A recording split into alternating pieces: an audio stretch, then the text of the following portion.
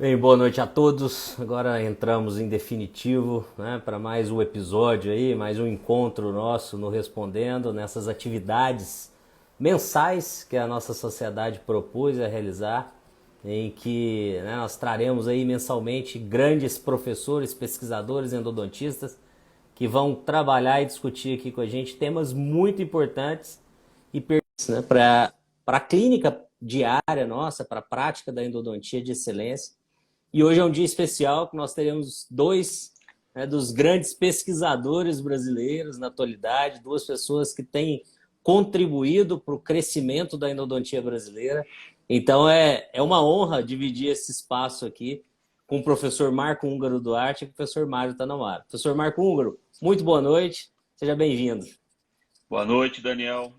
Eu que estou plenamente satisfeito com o convite dessa segunda live no novo formato, né? E para mim é uma honra muito grande estar, como presidente, estar participando, né, dessa iniciativa que a SB Endo está tendo aí para a endodontia brasileira e até internacional, né? Porque essa forma, público de diferentes países também podem participar. Excelente. Boa noite, professor Mário, tudo bem? Muito boa noite, Daniel. Boa noite, professor Marco. Sem dúvida, uma grande honra poder estar aqui tentando colaborar, falando um pouquinho de um assunto que nós também gostamos muito, né? E tentando, sobretudo, contribuir com a Sociedade Brasileira de Endodontia. Tenho certeza que vai ser bastante produtivo aí poder estar ao lado de vocês aí falando um pouquinho sobre endodontia. É sempre bom falar sobre endodontia, né? É sempre gostoso discutir, porque todos nós trazemos, né, dúvidas, informações e junto construímos um conhecimento aí pautado na ciência, né, com embasamento. Então, dividir hoje esse espaço com, como eu falava no início, dois dos grandes pesquisadores que nós temos no Brasil, titulares de duas universidades que representam a odontologia brasileira fora, né, e que formam inúmeros profissionais, professores, pesquisadores no Brasil, realmente é uma honra muito grande. Né? E eu não vou trazer aqui as boas-vindas da sociedade, porque hoje estamos com dois diretores da sociedade, então, professor Marco Húngaro, presidente, professor Mário Tanamaro, um dos diretores da sociedade, pessoas já conhecidas e que nós tivemos a oportunidade, inclusive, de já bater um papo aqui há alguns meses ou, né, naquela sequência de lives de 2020. Eu deixo até aqui um convite para todo mundo, que quem não assistiu aquela sequência de lives, queira assistir, estão aqui no Instagram, nós temos todas elas em formato de podcast também, no Spotify, na Apple Podcast, estão no Deezer. Entrem lá, assistam, escutam, não estiver malhando, fazendo a caminhada, porque tem muito assunto interessante. E dentro desse contexto, antes da gente entrar diretamente no assunto, né, que é a grande dúvida, o real impacto da obturação no sucesso do tratamento, eu queria aproveitar o momento que estamos juntos para falar um pouco sobre a sociedade, né, sobre a importância de uma sociedade forte. E aí eu queria fazer a primeira pergunta, professor Marco Húngaro, né, que ele falasse para nós um pouco, com essa experiência que ele teve frente à sociedade, essa experiência que ele tem na docência internacionalmente, né, que ele já vivenciou e já viveu aí muitas experiências distintas. Qual que é a importância para nós, endodontistas, termos uma sociedade forte, professor? E o que a SB Endo vem construindo ao longo desses anos, desde a sua, né, fundação lá pelo professor Machado? Daniel, eu acho que se nós temos uma sociedade forte, tá, nós temos uma endodontia brasileira forte, né? Quando o professor Machado ocorreu, se fundou a sociedade, né? Já tinha uma sociedade antes, que foi a Associação Brasileira de Endodontia, que aí teve alguns percalços, talvez naquele momento, e acabou não se estabelecendo, se sedimentando de forma sólida, né? Quando o professor Machado assumiu, ele tinha a bandeira de divulgar, né, a endodontia brasileira em nível não só de América Latina, mas também até em sociedades como a americana e até a europeia. ele fez um trabalho excelente nesse ponto, né? Fundou também depois um dos fundadores da CELA, que é a Sociedade Latino-Americana, a qual a gente está filiado também, e com a intenção de levar um conhecimento diversificado e uma forma de transformar, né, a endodontia brasileira e carregar para diferentes pontos, não só do Brasil, mas também na América Latina e até na Europa. Mas sempre, assim, tinha só como a bandeira forte o Congresso, né? Quando nós assumimos, né, a presidência, junto com o professor Júlio Gavini como vice, e com a colaboração de diversas equipes, né, diversos professores, professor Mário, professor Celso Caldeira, toda a diretoria, e também de professores que não estão na diretoria, mas assumiram congressos e participaram efetivamente, como você, Daniel, como o professor Carlos Estrela, nós reformulamos o site, buscamos parcerias, né, com a Dental Press, para ter uma revista da sociedade, e estamos criando um modelo semelhante da Associação Americana de Endodontia, né, criando os guidelines nossos, já tem alguns abertos, alguns fechados, estamos concluindo mais alguns, e aí é o professor Carmão que está nessa coordenação, para cada vez mais levar o conhecimento sério, respaldado na evidência científica e também baseado também em trabalhos clínicos, tudo, para se tornar esse conhecimento diversificado, tá bem? E levar a sociedade para diferentes pontos, e levar esse conhecimento a diferentes pontos. Eu acho que teve um diferencial aí em Goiânia com o online, né? Depois a ideia de Curitiba de fazer híbrido, para que a sociedade ela não é minha, não é do Mário, não é do Júlio. Nós estamos trabalhando para cada vez mais transformar essa sociedade forte e agregar mais pessoas para colaborar de forma efetiva para tornar a nossa endodontia brasileira diferenciada. Nós somos, dentro da endodontia, talvez a especialidade dentro das áreas ali até estrito centro, uma das que mais publicam e que levam conhecimento em revistas de impacto dentro da nossa área, né? E eu acho que a gente tem que trabalhar sempre para ter essa sociedade forte, buscar benefícios para os sócios, certo? E contamos sempre com o apoio de todo mundo, né? Das empresas e daqueles que querem estar ali colaborando, a sociedade está de portas abertas.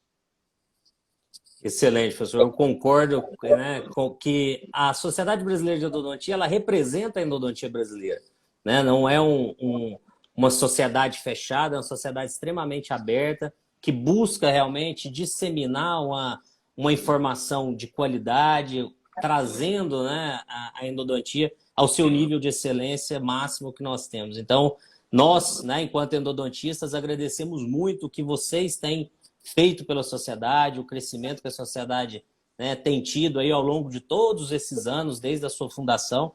E eu queria abrir agora o professor Mário para que ele contasse para a gente um pouco sobre o futuro, as perspectivas, os projetos aí para esse ano dentro da sociedade. Sei que nós já temos data e local, né, para o evento, então se pudesse falar um pouquinho para aqueles que estão iniciando, entendendo um pouco a sociedade, sobre os novos projetos, professor.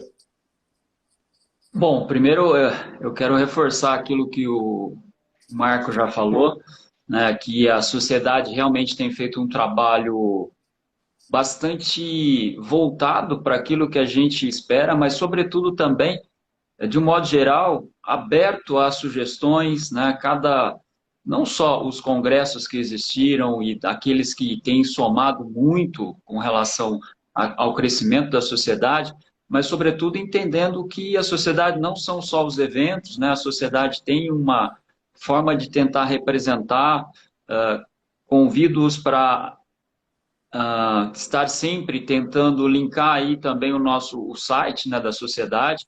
Tem muita coisa ali que é bastante importante para o endodontista de um modo geral, outros trabalhos que estão sendo realizados, né, para fortalecer, sem dúvida, a questão não só para o acesso ao público, né, ao público que eu digo dos pacientes, né, também tentando criar um link ali para que eles possam entender endodontia, mas também, obviamente, para os especialistas, para os pós-graduandos que estão desenvolvendo trabalhos, o acesso à revista Dental Press. Então, tem muita coisa que eu acho importantíssimo que a gente consiga somar, né, tendo mais associados, tendo os seus benefícios, obviamente, fortalecendo, sobretudo, a nossa endodontia como especialidade. Como o professor Marco já citou, como produção científica, ela é fantástica e reconhecida aí pelo mundo todo, em todos os digamos, estados, né, do Brasil. Nós temos representações muito importantes da produção científica representativa,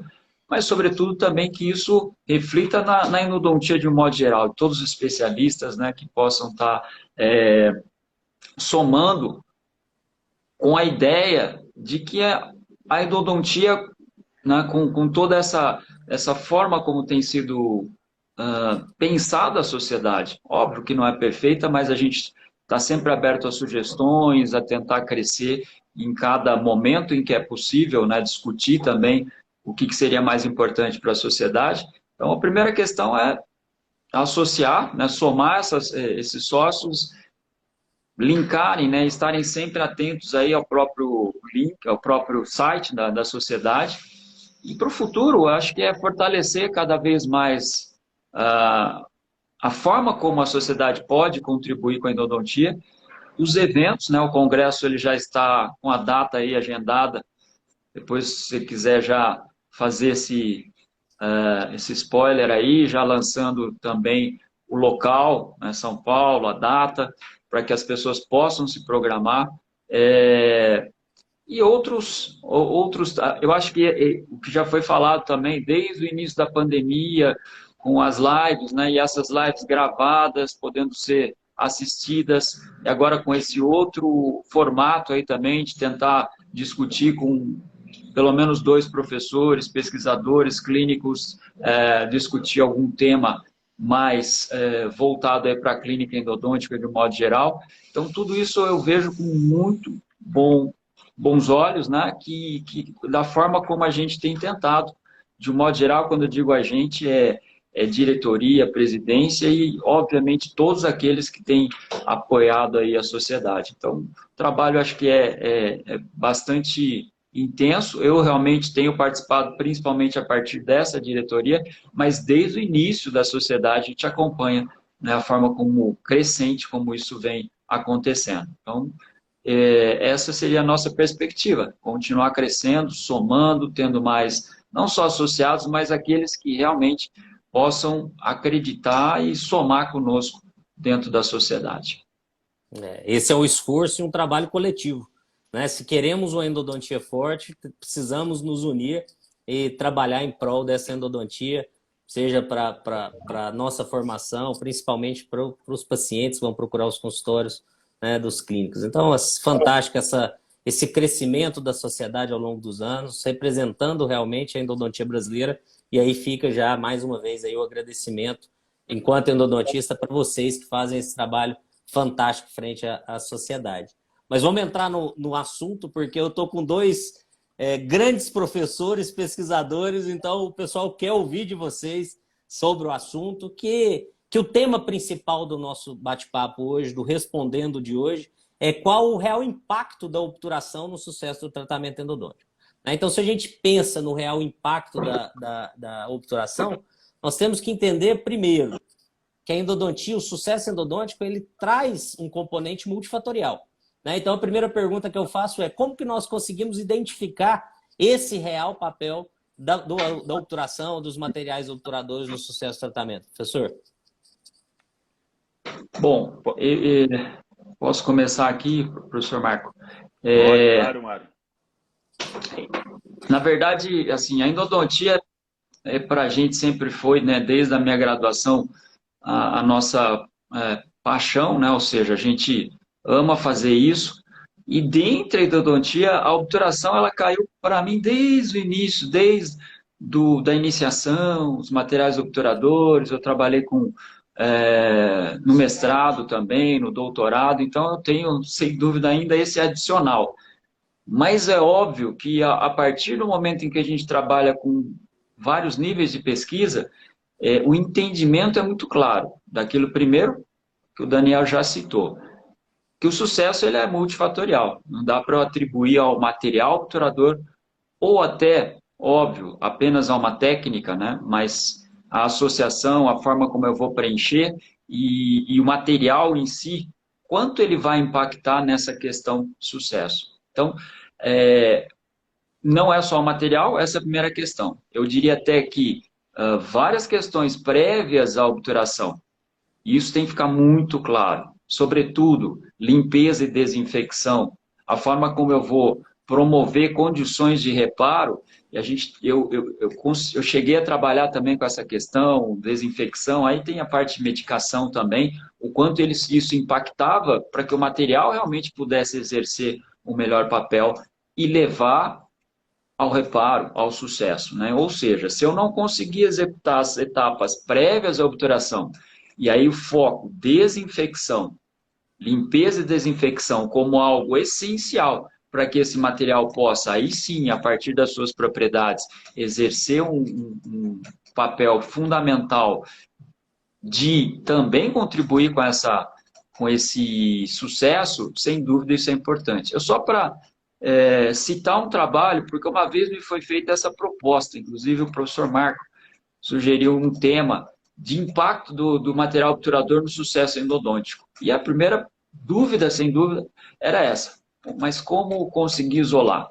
Eu cito um trabalho do Rikuchi, e colaboradores, publicado em 2011 no Oral Surgery, em que ele obturou quase 1.400 canais, todos dele, ou seja, com um protocolo mais ou menos uniforme. E aí, ele observou clínica radiograficamente, muitos detalhes importantes para o sucesso. Ele ressalta, bio foi mais favorável do que necrose sem lesão, que foi mais favorável do que necrose com lesão. E aí tem os retratamentos que podem piorar o prognóstico, dentes com fístula, ou seja, a infecção, de modo geral, complicando o nosso prognóstico. Mas, por fim, o limite apical também é outro detalhe que a gente pode discutir, que tem uma influência muito grande, mas, sobretudo, também ele conseguiu diferenciar dentre os materiais, quando ele obturou com cimentos de óxido 5-eugenol, ele teve um sucesso em torno de 87%, que subiu para 93% quando ele tinha outros materiais não eugenol. Ainda não existiam os materiais que a gente está falando hoje, mas já houve uma diferença significativa, que eu vejo como um impacto aí.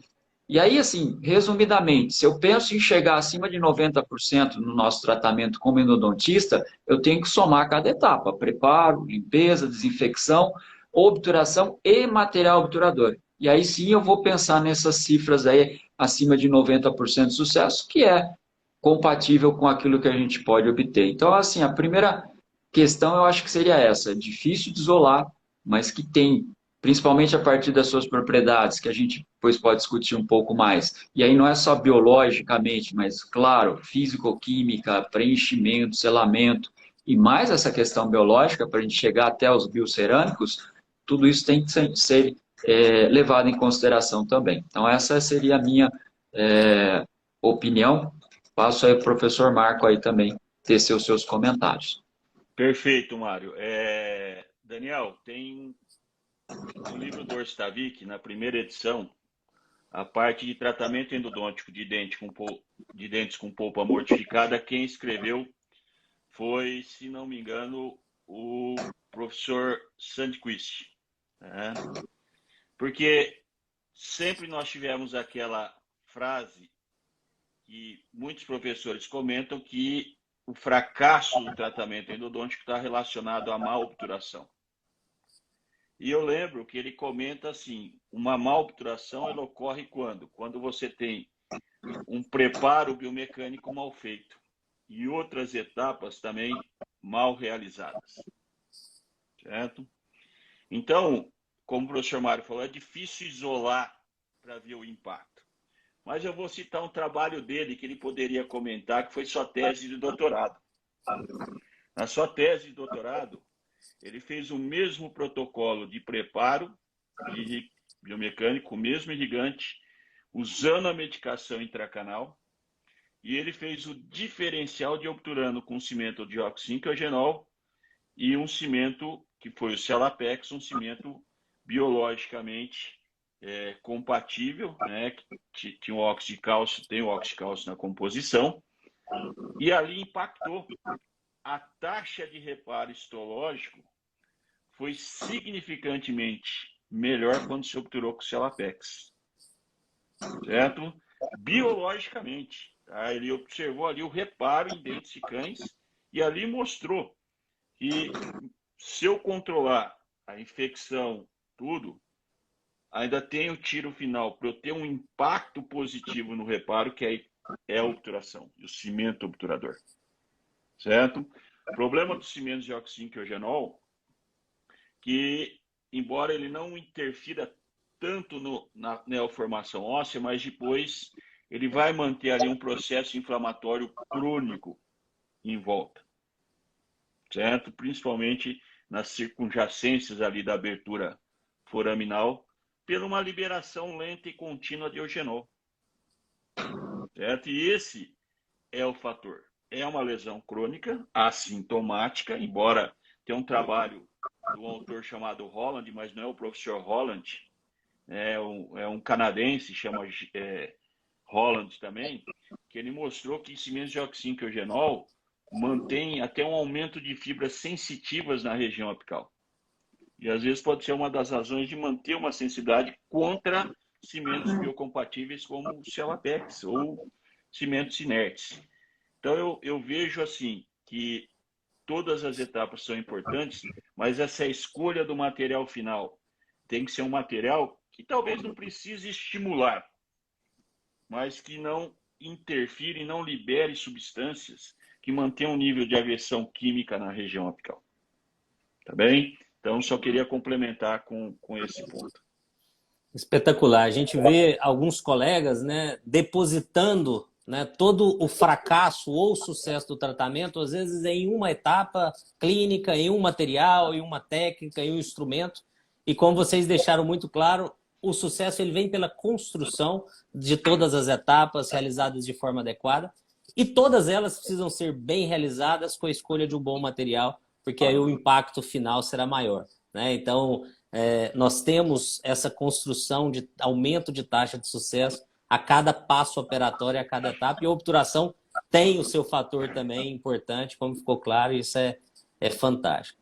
Professor Marco, eu queria entrar, nós falamos um pouquinho sobre limpeza e desinfecção, eu queria entrar um pouquinho nesse caminho aí, porque uma das propriedades que se é estudada e avaliada nos cimentos obturadores é o seu poder antimicrobiano, né? Então, alguns cimentos apresentam um maior ou menor poder microbiano, mas eles têm um alto poder antimicrobiano a ponto de se evitar ou de se negligenciar etapas como o uso da medicação?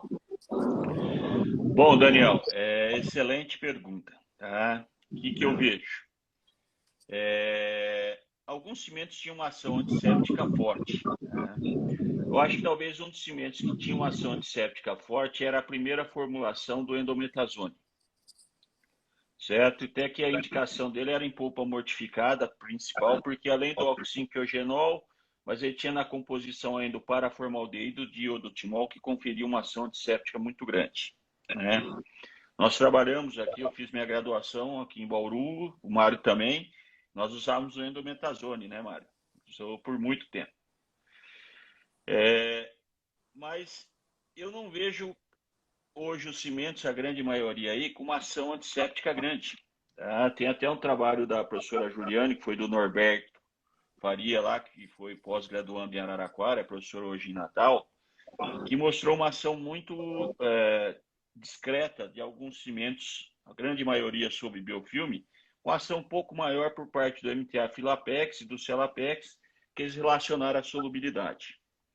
Então, vamos hoje pensar assim num cimento biocerâmico. Tá? Nós publicamos um trabalho esse ano de 2021, que foi parte do doutorado de uma orientada nossa, da Rafaela Zancan, que ela fez com a professora Camilleri em Birmingham, que nós contaminamos a dentina de dentes humanos, e aí variou com ou sem uso do EDTA, e obturou com diferentes cimentos. O que teve maior ação antimicrobiana intradentinária foi o BioRoot Root Canal Sealer. Mas mesmo assim, usando o EDTA foi melhor, né, tirando a smear layer, mas mesmo assim ainda sobrava em torno de 50% de bactérias viáveis dentro do tubo. Certo?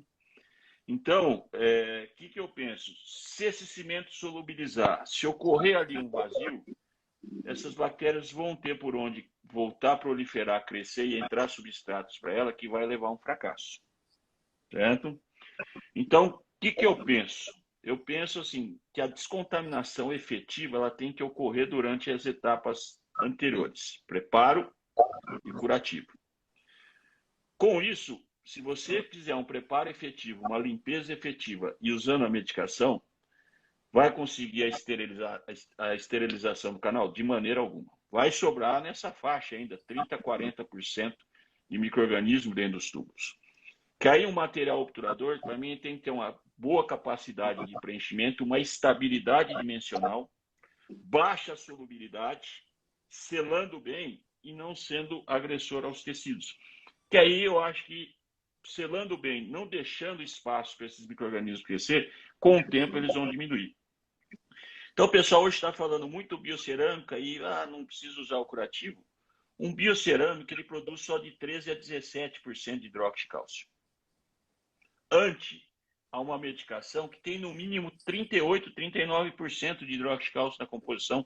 Tem um trabalho teu no Vobrac, que eu levantei, uso nas aulas, que você mostrou que a Ultracal tem 38% de hidróxido de cálcio, o Calen tem 50%. Se você fizer uma pasta manipulada, só com propileno ali, e o hidróxido de cálcio, você chega a 60%.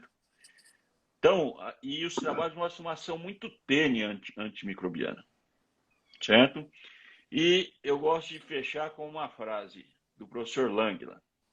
Quem separa fato de ficção é a célula. E todos os trabalhos que testaram cimentos, testaram protocolos diferentes, todos feitos em Araraquara, em Araçatuba, o reparo histológico foi significantemente maior quando do uso da medicação. Certo? Mostrando que às vezes nós queimarmos uma etapa, nós podemos estar reduzindo a nossa taxa de sucesso. Certo? E a gente tem que buscar cada vez mais. Eu vejo isso como um exército. Se nós podemos atacar com 200 homens e arrasar uma batalha, por que arriscar e ir com 100? Certo? Então, essa era a minha colocação sobre essa pergunta. Se o Mário, passo ao Mário para fazer suas considerações. Eu gostaria só de complementar, porque foi muito bem posicionado e a nossa ideia é muito similar, mas ela é criada justamente a partir de dados científicos que nós participamos, inclusive. A primeira pesquisa o professor Marco citou, que foi meu doutorado, e aí materiais influenciam desde que estejam prontos para serem usados, ou seja, que eu tenha diminuído a infecção endodôntica, sistema de canais, a ponto deles poderem contribuir efetivamente com o reparo. E vou só complementar com um estudo feito lá em Araçatuba, sob a orientação do professor Gomes Filho, foi publicado no Journal Applied Oral Science, se não me engano, e em que ele estudou os materiais, inclusive, hidróxido de cálcio Elapex, a base Portland na época era o Endo-CPM, e o MTA-Fioapex, que já também tinha Portland, e justamente sem medicação intracanal em dentes com lesão de cães. E eles falharam. A gente sabe que eles são excelentes biologicamente, produzem reparo. Em biopulpectomia isso é assim, muito, muito clássico de se mostrar, porém, em necro com lesão, eles não funcionaram. E por quê? Porque não adianta muitas vezes eu atribuir ao cimento essa questão de desinfecção do sistema de canais que foi o objetivo. Quando a gente questiona, inclusive em Araçatuba, eu fui da banca, eu questionei, ele falou, não, o objetivo era justamente ver, dentro dessa perspectiva clínica, se um material que, teoricamente, tem pH mais alcalino, pode ter algum efeito, como a gente já viu também em trabalhos, o efeito antimicrobiano um pouco melhorado em função desse pH mais elevado, porém não é o suficiente para substituir essa etapa da desinfecção. Em muitas situações é o que acontece, né? E é o que a gente pensa, como o professor Marco falou. Se eu quiser perspectivas realmente mais confiáveis, previsíveis, né? Ainda mais pensando, diferenciando um canal mais simples, uniradicular, de um sistema de canais mais complexo, um molar ou duplicações, achatamentos, não dá para pensar que o cimento vai exercer essa função, que não é a princípio a função dele, é até nosso sonho. Como pesquisador, vamos ver se um biocerâmico consegue liberar com mais tempo, atingir o sistema de canais, mas uma vez que ele tome presa também, isso vai ser muito mais difícil de ser alcançado. Então não é possível, por hora, pensar que ele vai realmente exercer essa função, né? Concordando com o que o professor Marco comentou. Mesmo porque nós não podemos transmitir toda a responsabilidade para um único material, uma única etapa, né? Precisamos entender essa construção e até já fica o gancho aqui para fazer um convite para todo mundo que está assistindo. Nosso próximo respondendo já foi definido, será com a professora Brenda Gomes, professora Flaviana Bombarda, que nós vamos falar sobre como descontaminar de forma efetiva os canais reticulares. Então vai bem dentro dessa linha. Elas vão discutir bastante sobre as estratégias de descontaminação e de controle microbiano. Tenho certeza que vai ser muito bacana também. Em fevereiro agora, né, nós divulgamos a data em breve. Ok? Mas entrando um pouquinho agora nas técnicas, professor, recebi até uma pergunta do Samuel Fernandes nas nossas figurinhas, e ele pergunta sobre a interferência da dilatação apical, né, na qualidade da obturação. E aí nós já podemos estender também essa discussão, não só para a dilatação apical, quanto para o limite apical de preparo e obturação. Então seria bem interessante, é um ponto de discussão na endodontia, esse limite apical, essa ampliação apical, e seria muito interessante a gente pontuar isso para os colegas que estão nos assistindo. Quer que eu comece, pessoal? Pode começar, Mário. Bom, em relação a limite, bom, vamos falar primeiro na questão de dilatação. Não existe dúvida, ou melhor, pelo menos daquilo que a gente tem pensado, da literatura que a gente tem contribuído, que dilatar o necessário, não vou falar demasiado, mas dilatar a questão apical, que é a área crítica endodôntica, e eu preciso acessá-la para poder permitir uma desinfecção mais completa possível, né? Então, preparos muitas vezes minimamente invasivos, eles se tornam complexos em relação a atingir esse objetivo. Principalmente se eu pensar em necrose e em dentes com lesão periapical, uma dilatação mínima. E aí a gente tem falado em 35, né? Algum taper compatível, por exemplo, possa ser maior muitas vezes na parte, que é a tendência, um pouco maior para a parte apical, mas diminuindo a questão dos desgastes cervicais, eu acho que seria mais compatível com, primeiro, preparar a etapa do preparo e desinfecção. Mas segundo, nós trabalhamos também com limite apical, ou seja, estabelecendo, mesmo que após uma limpeza foraminal, e aí isso é bastante discutido também, se eu devo só limpar, se eu devo dilatar, instrumentar. Bom, de um modo geral, eu diria que o nosso limite de limpeza pode ser o forame, não de dilatação ou instrumentação, e aí depende de qual instrumento seja compatível com esse forame, porque limpá-lo na totalidade também é algo muito complexo pelo seu formato. E aí, atribuindo um limite de preparo em torno aí próximo vamos dizer, CDC ou a constrição, né? Essa constrição seria o nosso limite. E estabelecendo batente apical. Posso chamar batente, stop, parada, mas um limite construído a partir do preparo que possa ser o limite, inclusive, do meu cone de gutta-percha.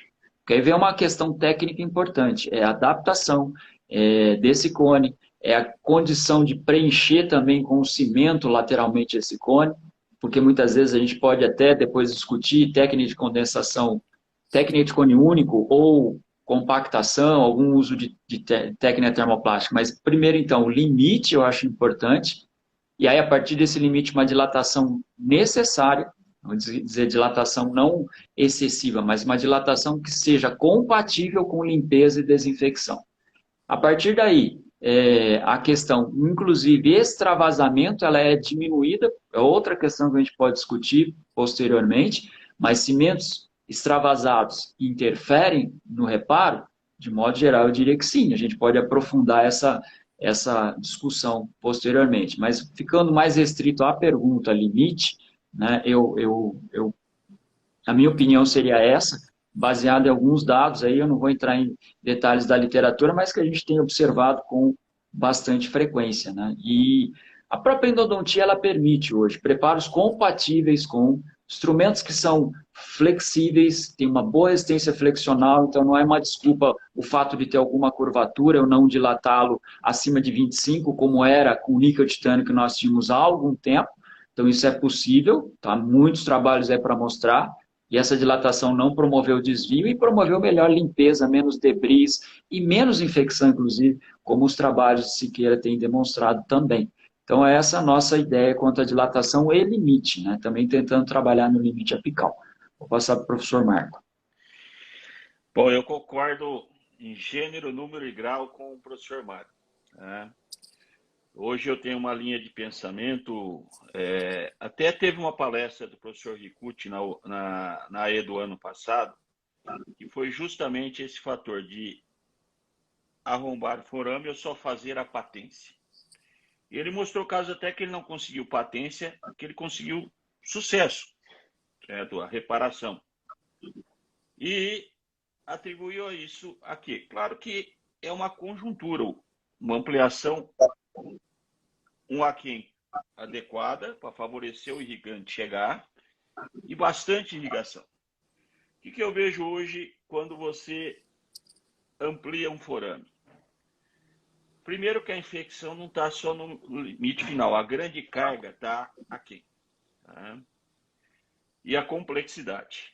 Então, quando você arromba, você também aumenta o risco não só do irrigante, o que vem às vezes se limitar até você fazer uma irrigação final com fluxo maior, que traria um benefício de limpeza um pouco melhor. Isso aí talvez na próxima live até possa ser discutido esse aspecto, com certeza irão discutir a professora Brenda e a professora Flaviana.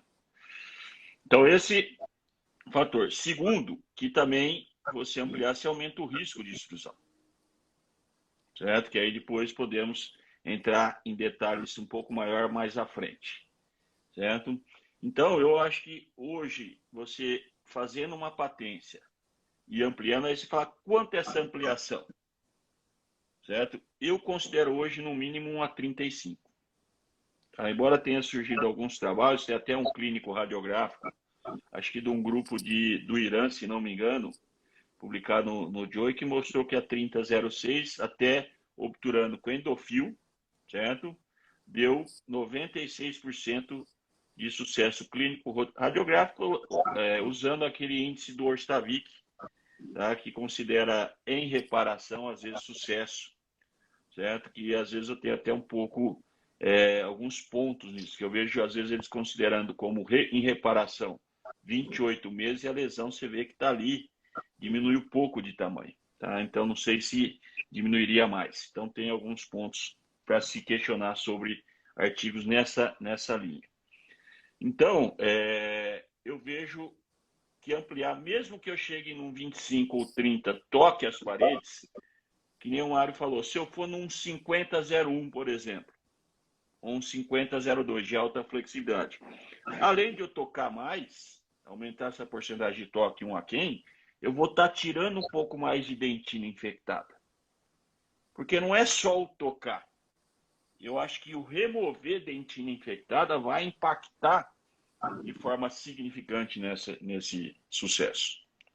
Certo? Então, eu vejo, e não precisa ir além. Nós publicamos esse ano um trabalho no Joy, foi a tese de doutorado da Flávia Vivaco, que foi orientada pelo professor Clóvis, orientada por nós, que nós mostramos que você ficar um aquém e parando uma 50,01, você deixa só 18% de parede não tocada. E quando se foi com 35,0, uma 25,06, um além, ficou 40% de parede não tocada na parte apical. Certo? Então, hoje, eu sou favorável da limpeza foraminal na polpa mortificada, mas quanto? Com instrumentos de pequeno diâmetro, 10, 15 ali no máximo, Daniel. E depois um preparo, pelo menos num 35 apical, que vai favorecer um fluxo de irrigação apical mais expressivo e permite, às vezes, você fazer um fluxo maior. Tá? E aí uma sugestão, eu acho que esse fluxo maior você pode fazer com irrigação com agulha de abertura lateral. Isso nós já estamos com alguns estudos aqui em andamento para ver essa eficiência, né, de limpeza mais, né? E aí, obturar um aquém. Tá? Tem um trabalho antigo do Kettler, que está no livro do professor Mário Leonardo, que mostra que teve maior índice de sucesso radiográfico e histológico quando as obturações estavam um aquém do comprimento real do dente. Excelente, professores. Realmente, o limite apical é um ponto de discussão, né, muito grande de preparo, de obturação, e muitas vezes se confunde o que vocês falaram sobre limpeza e sobre arrombamento e sobre preparo, né, dilatação do forame apical. E precisa ficar muito claro que a limpeza ela é bem-vinda, mas nem sempre esse arrombamento, essa dilatação excessiva, né, vai trazer benefícios à resposta dos tecidos periapicais. E a gente pode entrar, inclusive, nesse ponto, né, de impacto na resposta no reparo periapical, quando pensa-se no extravasamento do material. Né? Nós falamos um pouco de limite, mas o extravasamento em si, seja ele intencional ou não, eu queria que o professor Marco começasse falando para a gente um pouquinho, né, sobre o impacto desse extravasamento no reparo. Perfeito, Daniel. O Mário conviveu muito com o professor Alceu Berbert, né? Eu também, não tanto quanto o Mário. Quando eu cheguei, ele já tinha, quando eu fui para a pós-graduação, ele deu poucas disciplinas para nós, mas ele sempre falava que o cimento obturador tinha que ficar dentro do canal. Certo? A gente vê trabalhos clínicos radiográficos que não mostram, às vezes, diferença na taxa de sucesso, mas volto a falar, a radiografia não nos mostra, às vezes, o que a célula está reagindo. Certo? Porque você pode ter um reparo parcial, radiograficamente essa lesão vai parecer que desapareceu, mas pode ter ainda um processo inflamatório em volta. Né? E aqui eu gostaria de citar um trabalho do Sr. Holland, publicado no Journal of Endodontics de 2007, que ele obturou com MTA. Não tinha esses biocerâmicos ainda, ele obturou com MTA, manipulado com água e com propileno, mantendo o cimento dentro do canal ou extravasando. Após 90 dias, certo? Não era dentes com lesão, eram dentes simulando uma condição até sem infecção de polpa viva. Em dentes, nos casos que extravasou MTA, seja com água destilada ou propileno, manteve após 90 dias um processo inflamatório crônico em volta desse material. Certo? Minha dúvida, e é uma dúvida ainda a ser esclarecida, não sei se o Mário viu algum trabalho a esse respeito. O impacto dessa inflamação crônica desse cimento extravasado, certo? Num fator sistêmico do paciente, eu não saberia dizer, certo? Então, na dúvida, eu procuro sempre evitar ao máximo, usando cuidados na hora do assentamento do cone.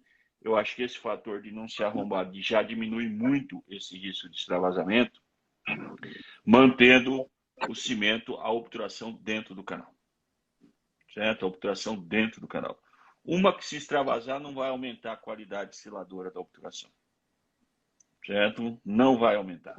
Isso aí não ocorre. Certo? Então, eu prefiro, seguindo a frase do Dr. Alceu, manter a obturação sempre dentro do canal. Claro que às vezes ocorre acidentais, né? principalmente em dentes com lesão, que tem reabsorção apical, você tem um aumento daquela abertura foraminal pela reabsorção em função de um processo crônico. Mas se você, nesses casos, às vezes procurar, às vezes até fazer um tampão, um hidróxido de cálcio ali, levando um tampão para minimizar esses extravasamentos, eu acho que é um recurso e não vai interferir no sucesso, vai beneficiar esse sucesso. Bom, eu concordo com o que o professor Marco já colocou. Quero só acrescentar exatamente o que a gente consegue observar, não radiograficamente apenas, mas já de reparação ou de interferência nessa reparação. E eu quero só ressaltar o que a gente já pôde ver desde a década de 70 e até em humanos, né? O professor Leonardo fez alguns trabalhos em humanos, tirando a parte do ápice e periápice. Ele citou o Dr. Alceu, eu tive a oportunidade de aprender muito com ele, oportunidade de aprender muito com o professor Mário Leonardo. E nessa época, lógico, década de 70 ainda não estava ainda com ele. Mas a livre docência dele, a gente percebe a reação histológica a um cimento de oxigenogenol lá no periápice, mesmo que radiograficamente tivesse satisfatório, mas a reação ao redor crônica era intensa. Então, aí já começa uma preocupação. O material realmente interfere. Lógico, a gente observa que a partir de então, década de 80, o Salapex já marcou uma época em que a questão biológica foi mais pontuada, que a gente viu até a possibilidade de reabsorção, ou seja, o que eu vejo como boa reação, embora o extravasamento deva ser sempre, né, quando ele ocorre acidental, né, não é a nossa proposta, mas hoje com as técnicas em que eu tenho que levar o cimento antes, né, óbvio que o batente, o limite apical e o batente contribuem para evitar esse extravasamento, mas por vezes a gente tem até mais chance, né, muitas vezes, de extravasar. Então, o primeiro fator, tentar limitar pelo preparo, pelo limite de preparo, e o segundo, frente a algumas situações em que eu tenho maior chance de extravasamento, alguns exemplos que eu posso dar, talvez com essa possibilidade de reabsorção ou uma melhor reação biológica lá no periápice, o próprio Salapex, a gente já tem resultados histológicos, ou os biocerâmicos que, embora não existam muitos histológicos passíveis, e principalmente não existindo em cães, existe um trabalho em cão de 2020 que foi feito no Japão, está publicado na revista Materials, que mostrou para o BioC-Sealer uma excelente compatibilidade em termos de reparo apical, mas eu daria preferência nessas situações a esse tipo de cimento que tem uma característica reconhecidamente mais biológica. O próprio H+, mesmo extravasado, ele é biologicamente compatível, porém não reabsorvível. Então ele vai ficar lá. Só para finalizar, o quanto eu vejo como importante estabelecer o limite apical, e o que a gente vê muitas vezes é o preparo indo até o periápice, só esse ano, que eu digo não 2022, mas 2021, eu recebi 3 casos de extravasamento de material dentro do canal mandibular inteiramente preenchido, seio maxilar com uma quantidade enorme de material, e é lógico, fruto, na grande maior parte das vezes, desse tipo de preparo periapical. E aí o extravasamento eu conversei com vários profissionais, consultei professores de Bauru, não só da endo, como também o professor Leonardo Bom Jardim, que tem uma experiência em dor orofacial. Então, as consequências são muito, muito complexas. De modo geral, não só a perda do dente, mas como recompor essa região do canal mandibular, do seio maxilar. Então, é muito importante pensar nessas questões. Começa por um limite, pela escolha do material, e a pior, a maior parte das vezes esses materiais extravasados causaram estragos muito grandes e eram ainda à base de oxigenogenol. Então, para a gente pensar e refletir aí, que nós temos materiais que possam contribuir, temos filosofias, limite apical, tudo isso bem planejado também para cada situação clínica. Só um ponto, Daniel, só gostaria de fazer mais um fator. Também, esse extravasamento, como o senhor Mário falou, eu acho que também ele é dependente muito do volume. E aí, às vezes, assim, tem trabalhos que se avalia a citotoxicidade, que vê que quando o cimento, às vezes, que ele é até agressivo no começo, quando ele está mais diluído, ele favorece uma viabilidade celular maior, assim, do crescimento, não impacta tanto nessa viabilidade. Então, depende, assim, às vezes, do volume que que se extravasou. E, às vezes, um dia eu estava dando um curso e um professor perguntou para mim, mas como você vê que limpou a complexidade? Eu falei, você quer ver se limpou a complexidade? Não precisa extravasar o cimento. Extravasa a pasta de hidróxido de cálcio. Certo? Num volume pequeno, para ver se preenche canal lateral, a pasta vai preencher. Se você agitar ainda com ultrassom, tudo vai preencher e vai deixar ali naquele canal lateral, em vez de um cimento, vai deixar uma pasta que vai continuar atuando ali antimicrobiana e favorecendo até contribuição mais do que o cimento, né? Até porque... Perfeito, professor. Até porque é a obturação dos canais radiculares, né? Não a obturação da lesão apical. Então, nós temos que entender realmente a função de cada material e de cada etapa aí. Mas entrando agora, falando um pouquinho sobre esses novos materiais que a endodontia, né, tem recebido aí, nós temos, como vocês citaram, os biocerâmicos que surgiram com características diferentes e outros materiais que vêm surgindo dentro da endodontia para obturação dos canais radiculares, mas materiais que ainda não apresentam resultados de estudos longitudinais, de acompanhamentos clínicos, tomográficos, radiográficos, enfim. Então, eu queria saber um pouco a opinião de vocês e a visão de vocês sobre a indicação desses materiais que surgiram. Então, queria começar com o professor Mário. Essa é uma excelente pergunta e é recorrente, né? A questão é, muitas dúvidas, né, acontecem em função do material ser novo e não apresentar um estudo realmente a longo prazo. Eu diria não só acompanhamentos clínicos radiográficos, hoje a gente tem a possibilidade de tomografias. Então, qual seria a nossa ideia? Eu acho que eu estou muito bem tranquilo quando a gente indica, por exemplo, até na nossa faculdade, cimentos ainda mais da década de 80, como o Salapex, da década de 90, como o H+, tranquilamente eu posso continuar utilizando. E, por outro lado, até como pesquisador e como clínico que tem essa vontade de, até dentro daquilo que a gente estudou sempre, a nossa vida aí, sempre buscando materiais mais biológicos, bioativos, né? Então, é lógico continuar pesquisando. Existem problemas que são demonstrados em pesquisas in vitro, né? Isso não há dúvida, e a solubilidade é a principal. Quando a gente estudou o BioC, por exemplo, todas as propriedades BioC Sealer, todas as propriedades eram excelentes, ou de acordo com a ISO. Porém, a solubilidade, de acordo com a norma ISO, ela sempre acima, e de modo geral em vários materiais, cimentos e silicatos de cálcio biocerâmicos, especialmente prontos para uso. Talvez aí a opinião até do professor Marco, ele é mais voltado para o pó líquido, né? Eu tenho estudado os dois agora, tenho tentado até compará-los também, porque a questão do pronto para uso também tem algumas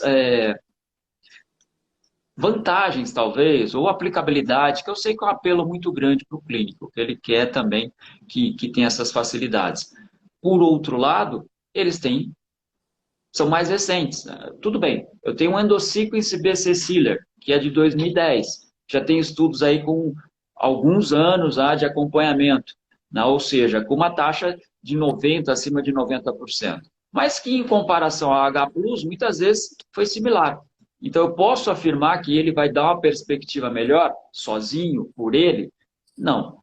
Mas ainda é algo para a gente continuar estudando, como a gente tem feito, acompanhando os trabalhos, né? Vendo se há possibilidade de desenvolvimento até da melhora de algumas propriedades, em função até das composições, que eu gosto muito de composição química, de ir um pouco mais a fundo, de testar, de fazer alguns materiais experimentais, né, que foi até a base do Portland. A gente trabalhou muito essas questões, o professor Mark também, de desenvolver materiais, mas a gente vê que hoje chegou num limite muito próximo daquilo que a gente pensava, né, há 2 décadas, por exemplo. em termos biológicos e talvez em termos físico-químicos ainda algumas dúvidas devam ser sanadas. Por outro lado, é lógico que o endodontista que já está, inclusive, mais preparado para financiar, porque é um material mais caro, para aplicar isso na sua clínica, o que a gente tem visto são retornos muito positivos de reparos mais rápidos até, de processos de mineralização rápidos, com acompanhamentos tomográficos, mas é lógico, os quais também devem ser, como o professor Marco falou, eu preciso de resultados a longo prazo, não é a 1 ano, ou mesmo 2. Eu quero verificar se isso tem sucesso, como o Ricucci mostra até histologicamente em pacientes, e aí tem casos deles com oxincogenol.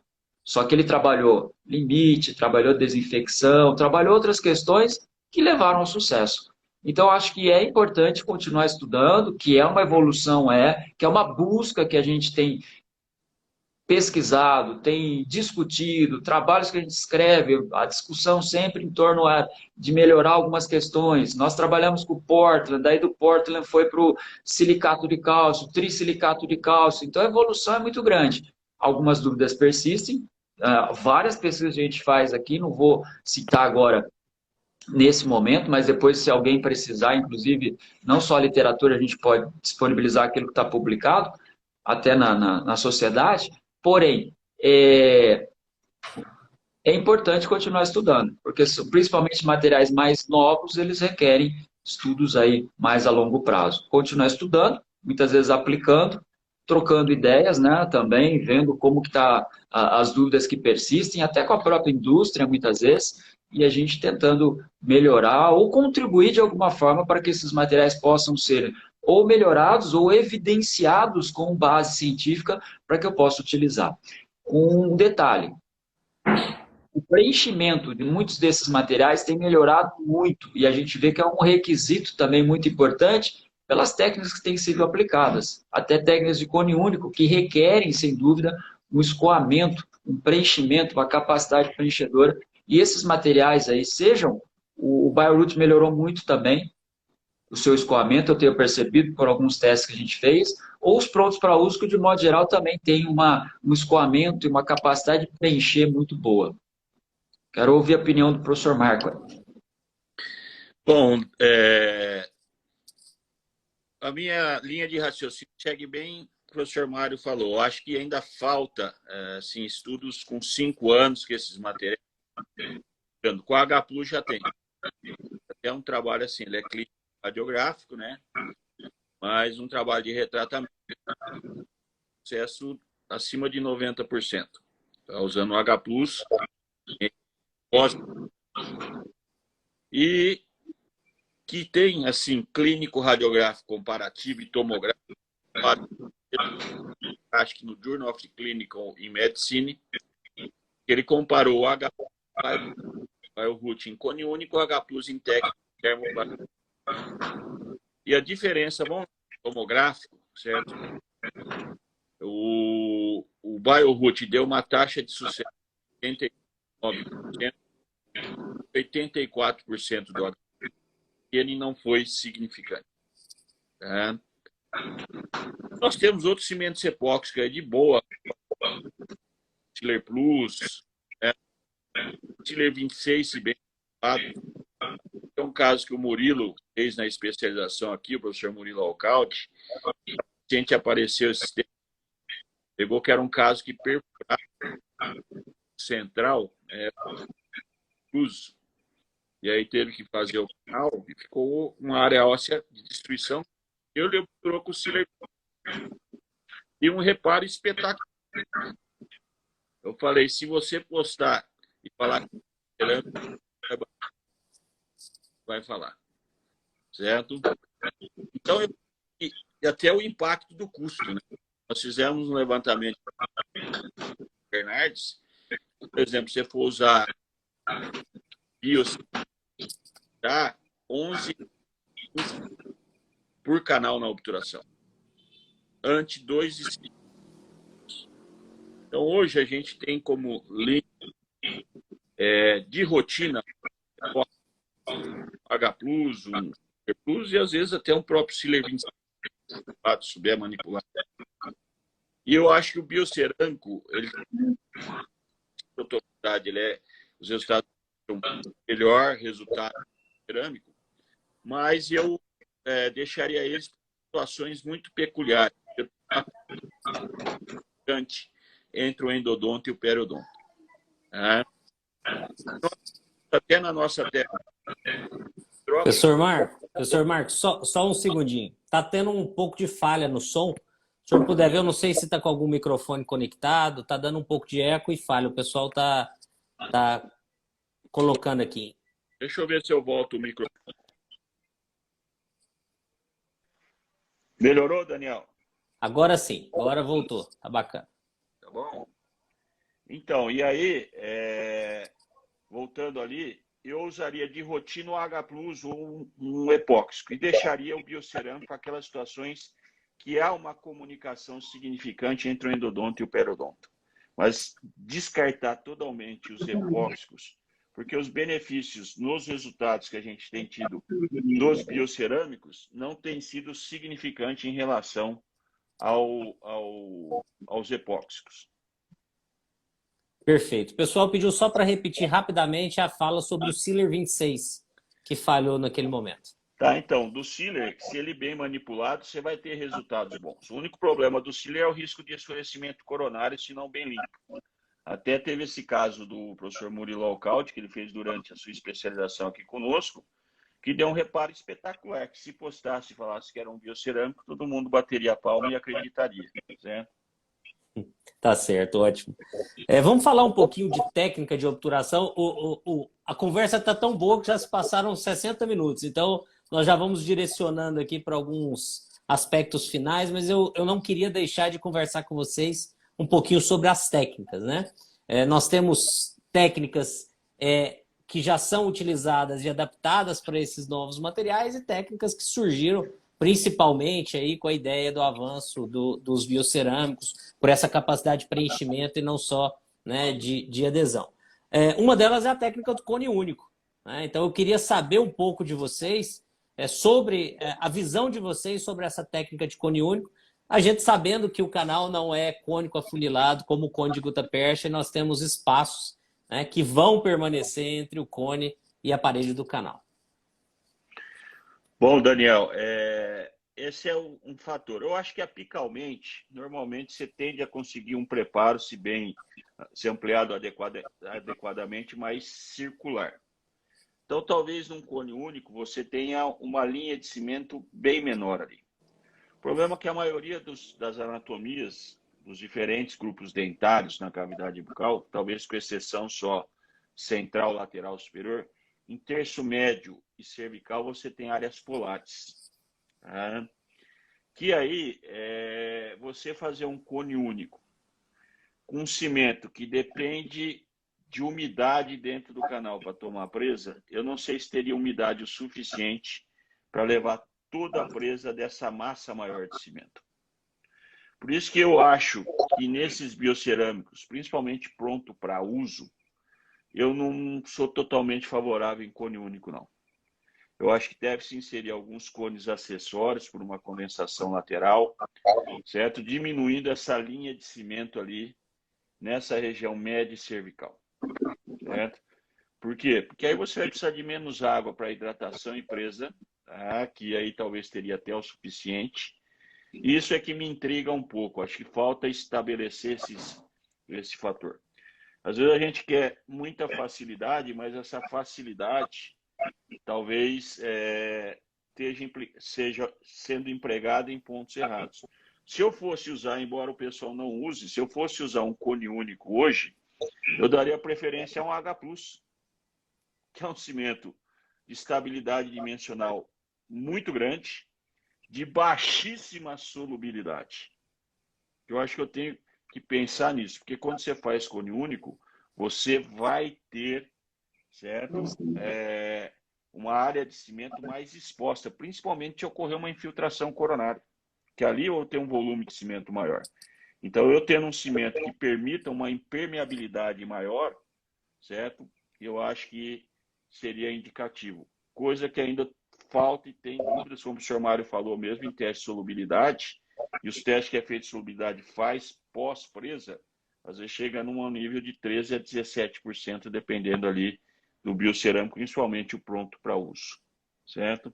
Então, essa seria a colocação. Com relação ao uso de técnicas termoplastificadas, a maioria dos cimentos permite. Eu acho que o único cimento que tem uma incompatibilidade com o calor é o Pulp Canal Sealer. Tem um trabalho do Atimé, tem um outro anterior, eu não lembro o autor, que mostrou que o calor interfere em algumas propriedades do Pulp Canal Sealer. Agora, biocerâmico, epóxico, porque esses termos, embora você coloque ali 180, 200 graus, o que ele transfere para o compactador ali é em torno de 60 a 70 graus Celsius. E para levar, por exemplo, a problemas maiores num H+, por exemplo, ou num BioRoot, Root Canal Sealer, ou até num Total Fill, teria que se aquecer acima de 100 graus Celsius. Isso tem um trabalho do Atimé junto com a professora Camilleri, que mostrou isso, está no International Endodontic Journal. Bom, eu quero só complementar, e aí é até importante, em relação à técnica de obturação, eu acho que a técnica do cone único, embora não seja a nossa, digamos, indicação geral, não tenha dúvida que ela é a técnica hoje mais utilizada frente aos preparos mecanizados. Então, uma forma que eu vejo de tentar diminuir algumas dificuldades técnicas seria, primeiro, técnicas não, a técnica em si é a mais simples possível, mas dificuldades de ter uma técnica mais apropriada para preenchimento e selamento é a primeira em relação ao que o professor Marco falou, cone. Só que o problema é que o cone, o preparo pode ser circular, só que os cones, e aí tem um trabalho que até vai sair agora na revista Dental Press, que é a revista que é oferecida para os associados, em que nós fizemos mensuração de algumas marcas. E existe uma dificuldade aí, principalmente em relação à conicidade. Porque a ponta eu consigo calibrar, mas a conicidade não. Então, uma coisa que é muito importante para aquele que vai fazer o cone único é, primeiro, ter um travamento realmente mais efetivo. Né? Não, às vezes tem, muitas vezes reclamam porque coloca o cone e ele não ficou perfeito de cara. Mas tudo bem, vamos adaptar desde que ele chegue a esse travamento para poder ter uma ideia de que ele tem um maior preenchimento apical. E isso influencia no trabalho que nós fizemos, mostrou que quanto mais ele tiver essa adaptação dos 3 milímetros apicais, menos ele vai deixar falhas. E isso é importante para um possível selamento. Diferente do professor Marco, a gente tem trabalhado também com os prontos para uso, né? E feito alguns estudos também. E não vou também concluir em relação a tudo isso, mas é algo que a gente também tem tentado trabalhar um pouco mais. Por fim, o grande problema é talvez o terço médio para cima. E aí tem mais achatamento, tem mais sistema de canais.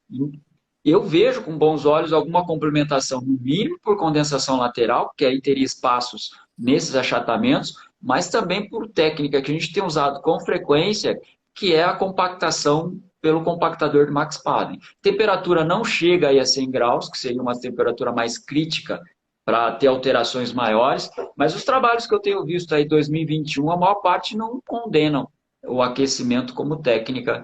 Ou seja, para o endodontista pensar em complementar e preencher melhor, sem dúvida isso pode gerar melhor preenchimento, melhor condição de selamento e possivelmente melhor prognóstico. Então, algo que também tem que ser pensado como um todo, né, nas diversas situações endodônticas.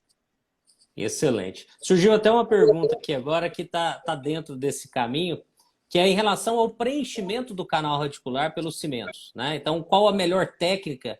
E aí a Adriana até pergunta se a agitação desse cimento poderia melhorar esse preenchimento antes de se levar ao cone de guta. Então, se o professor Marco puder iniciar aí para a gente. Sim, Daniel. Você agitar, isso a gente fez um trabalho, né, com um orientado nosso, o Bruno Guimarães, que hoje é professor em Lavras, na Federal, em Alfenas, desculpe, na Federal. Na dissertação de mestrado dele, nós trabalhamos em dentes sem complexidade, agitando, aí trabalhamos só com epóxico, né? E mostramos que a agitação com ultrassom favoreceu maior preenchimento dos túbulos dentinários e menor área de desadaptação da obturação, usando técnica da condensação lateral. Depois teve o trabalho do Murilo Alcaldi, que o professor Clóvis orientou, nós orientamos, aí foi publicado no JAWS aqui, no Journal Applied Oral Science, que mostrou que quando se obturou agitando em molares, e a variável foi só agitação mesmo, um grupo cone único com H+, sem agitação e outro com agitação em mesiais de molares, se teve menor ocorrência de vazios e também de melhor preenchimento de isquios. Então, ajuda bastante. E depois um trabalho feito pelo professor Manuel de Ribeirão Preto, que o professor Estrela participou, que está no IEJ. Aí ele trabalhou agitando o H+ e o Salapex, e em ambos, quando se agitou, melhorou de forma significante a adesividade da obturação à parede do canal. Então, acho que a agitação é um fator benéfico, né? Tem gente que falou que já fez até com o EasyClean, vai agitar. Nós temos também trabalho de obturação de canal lateral simulando, agitando com o EasyClean, mas ainda o ultrassom foi um pouco melhor, tá? Mas quem não tem é uma forma de agitar. Eu vejo essa agitação como o fator para você jogar o cimento lateralmente, favorecendo melhor preenchimento de túbulo e da complexidade, certo? Então, acho que é um fator. E, normalmente, esses métodos de agitação, eles acabam jogando lateral e pouco para apical. Tá? No trabalho do Bruno mesmo, o índice do Murilo, o índice de extravasamento foi muito baixo, muito baixo. Excelente. Professor Mário, dentro dessa linha que você tem estudado aí, também foi uma pergunta do Ricardo Afonso Bernardes de Brasília, inclusive foi aniversário dele esses dias agora, fica aí os parabéns, né? Mas ele perguntou sobre essa determinar a quantidade ideal de umidade nos canais reticulares, principalmente para esses cimentos prontos para uso, né? Então, como que nós poderíamos clinicamente estabelecer, né, essa quantidade ideal de umidade a se deixar nos canais reticulares? Bom, essa é uma pergunta muito boa, parabéns aí, Ricardo, não só pela pergunta, pelo aniversário que se passou, mas, sobretudo, o que a gente tem visto hoje é que não seria indicado deixar umidade excessiva, ou seja, eu seco o canal como eu deveria secar até com cone de papel absorvente, e essa umidade realmente deve advir da dentina, que é o que a gente espera que aconteça.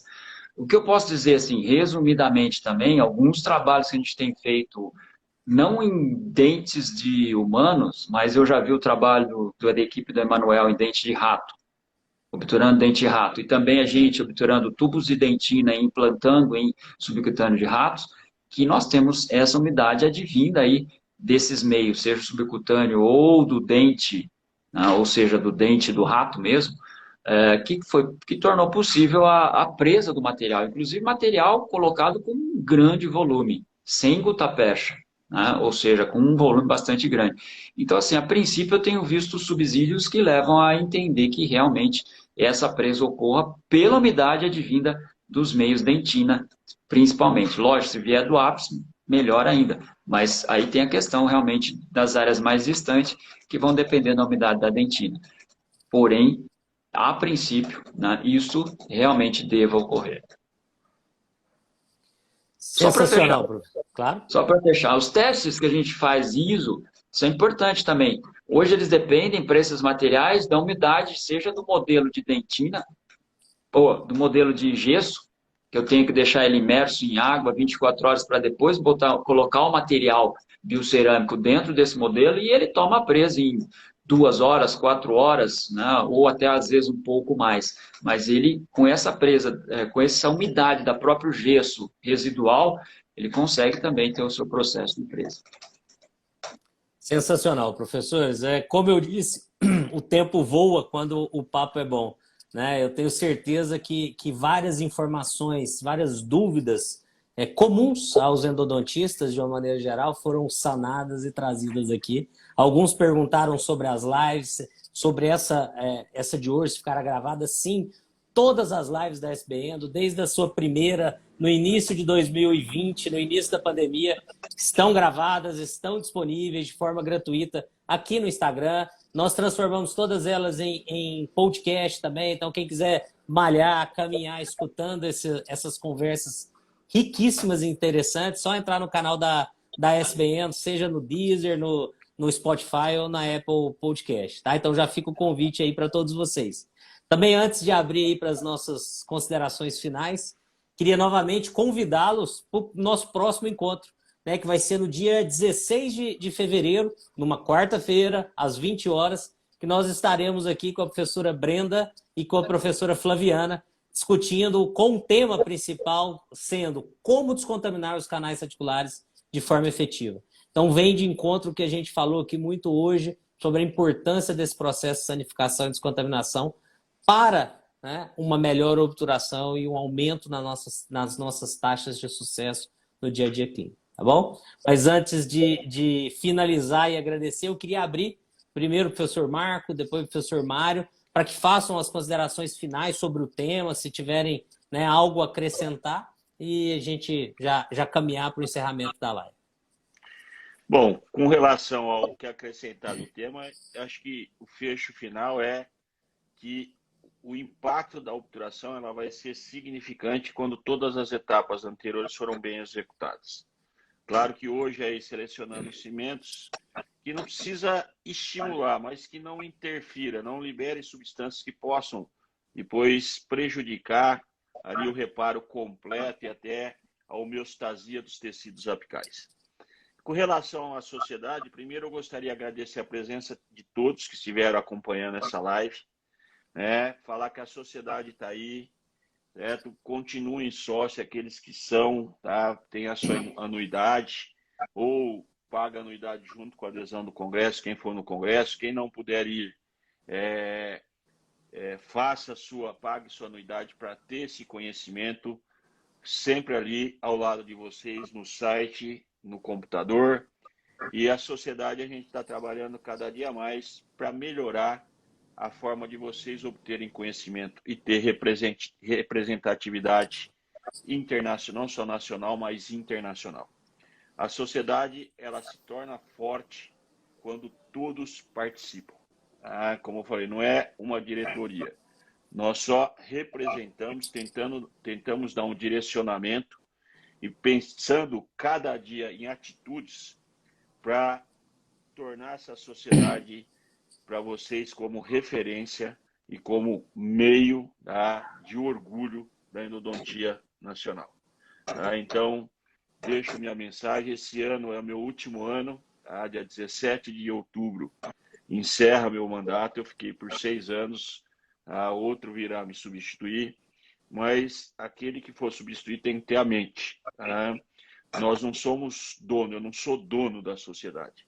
Eu estou num cargo que nós temos a responsabilidade de tornar essa sociedade cada vez mais representativa, cada vez mais democrática e, acima de tudo, cada vez mais transmissora de conhecimento sério, certo? Baseado em evidências e, acima de tudo, um conhecimento responsável. Tá? Muito obrigado. Bom, eu quero primeiro deixar algumas palavras sobre o tema, né? Para mim, como eu disse, sempre foi algo que me interessa muito, mas dentro dessa ponderação de que não será o material obturador que vai resolver o problema endodôntico. Aliás, aqui em Araraquara há muito tempo, né?